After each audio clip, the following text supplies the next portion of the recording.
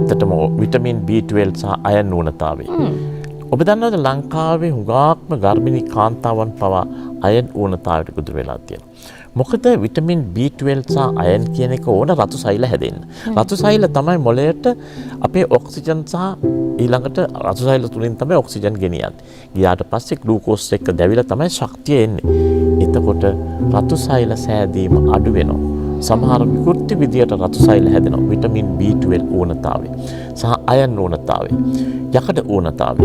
ඔබ දන්නවද vitamin B12 ඌනතාවයට තව හේතුවක් තමයි ඒ කියන්නේ වෙජිටේරියන්ස්ලා කියලා අපි මස් මාළු බිත්තර කිසිම දෙයක් කන්නේ නැත්නම් ඔබ විටමින් B12 ඌනතාවයට ගොදුරු වෙන්න පහසු වෙන්න පුළුවන්. විටමින් B12 කියන්නේ ඉතාම වැදගත් අපේ පරිවෘත්තීය ක්‍රියාවලට අවශ්‍ය විටමිනයක්.